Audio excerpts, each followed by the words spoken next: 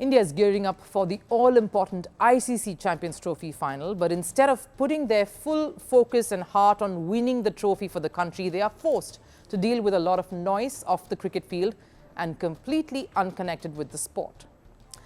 At the center of this is India's lead pacer Mohammed Shami. The controversy revolves around the Islamic holy month of Ramzan, a period where Muslim followers observe fasting, and it started earlier this month. The phase that the fasting takes place is technically from dawn to sunset.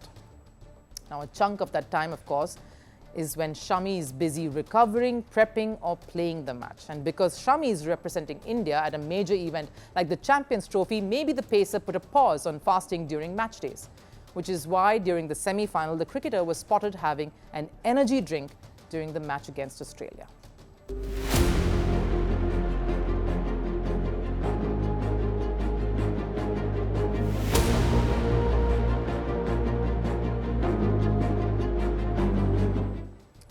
And that, of course, went towards putting in a key performance for India. Shami took 3 wickets during that game, so spent that energy on trying to win India the match and get into the final. But while that was on, the president of All India Muslim Jamaat, Maulana Shahabuddin, criticized the cricketer, even calling him a criminal for not fasting even while playing for India.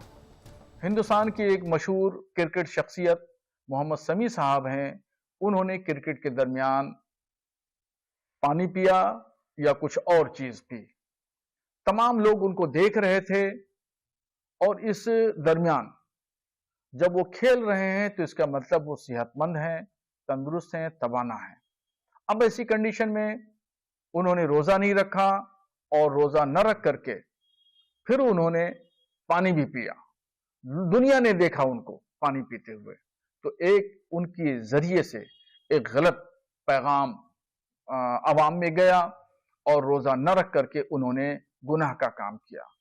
तो उनको ऐसा नहीं करना चाहिए और वो शरीयत की नजर में वो मुजरिम हैं और गुनहगार हैं। खुदा के यहाँ उनको जवाबदेह होना पड़ेगा। He not only called India's highest wicket taker in the tournament a criminal, but also questioned his religious beliefs. Now, I understand the significance of Ramzan and the importance of roza, but that still remains a personal choice, doesn't it? And does not keeping roza make him any less religious? Because this very same criminal was involved in a religious activity right before he participated in the ICC Champions Trophy.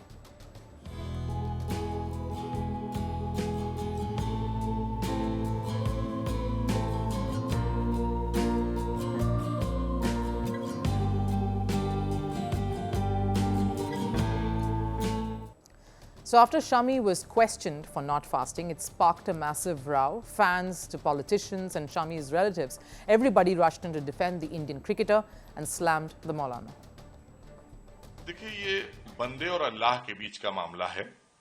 इसमें मुल्ला को बोलने की जरूरत नहीं है, क्योंकि वो अपना राष्ट्र कर्तव्य निभाने के लिए गए हुए हैं और धर्म हमारा इसकी इजाजत देता है, क्योंकि हमारे दीन में जबरदस्ती नहीं है।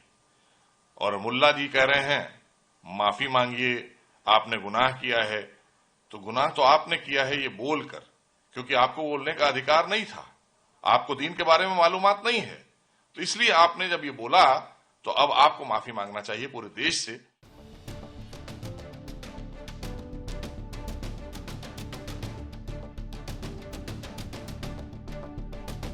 जी मुल्क के लिए खेल रहा है। पाकिस्तानी भी खिलाड़ी हैं, जिन्हें कितने खिलाड़ी हैं ऐसे बगैर रोजा रखे जो मैच खेलते हैं, कोई नई बात नहीं है। ऐसे लोगों को शर्म आनी चाहिए, ये बेहूदी बातें नहीं बोलनी चाहिए उन लोगों को। और मुल्क के लिए, खेलने वाले के लिए ऐसे बात बोलने के लिए बहुत बड़े शर्म की बात है कि ऐसे लोगों को ऐसी बातें नहीं बोलनी चाहिए। And while Shami is getting all the support from different corners, a small set of fans have started questioning Shami's religious diligence, even comparing him to Hashim Amla, the devout, retired Muslim South African cricketer. Fans claim that despite Amla playing in the International Masters League now, he's fasting. Now, let's get a few things straight here. The Masters League is a T20 tournament. It's a far shorter duration of play that you spend on a cricket field. 2, and more importantly, that many seem to be missing, Shami is representing his country in an ICC tournament knockout stage. He's representing India, and in Bumrah's absence, he's leading the Indian pace attack. Amla, on the other hand, is playing club cricket currently, a league comprising of retired cricketers.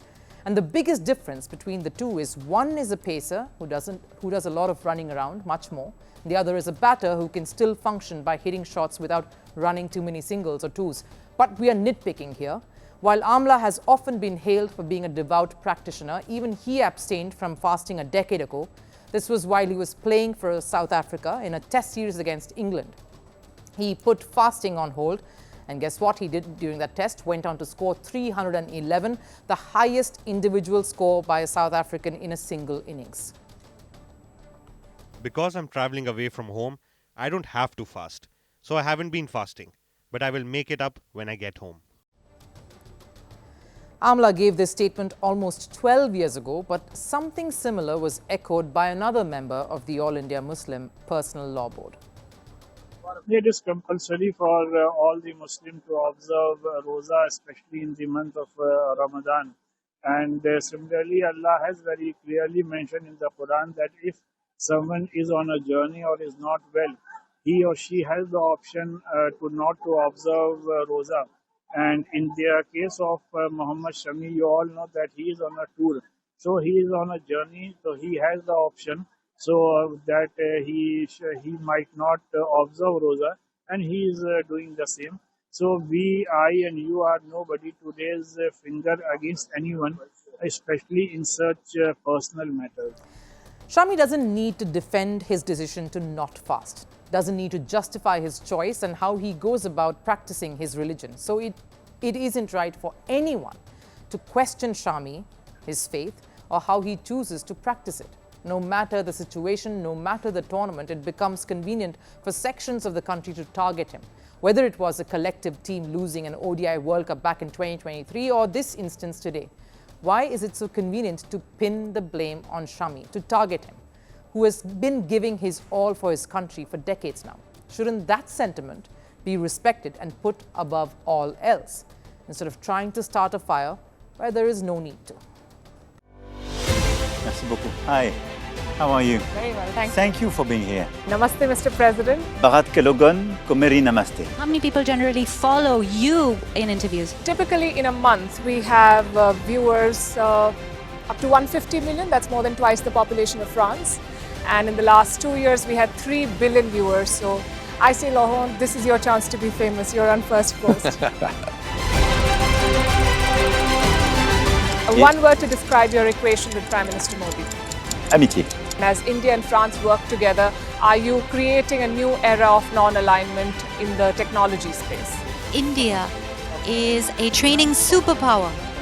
1 million engineers a year, more than all of Europe and the US combined. So we have that partnership. We have a partnership on the environment and the economy. We also have civilian nuclear programs, and that is something we've developed far beyond the France-India relationship. So we want to work together on AI. And then comes China with its DeepSeek, creating models at a fraction of the cost. Did that innovation take you by surprise? Did that breakthrough make you sit up and think, what did the Chinese do and how? But what did DeepSeek do? They took everything that was already available from the last AI model, and then they recalibrated it. So are you going to ban Chinese AI in France? So we don't have this American approach of banning tech because of where it comes from.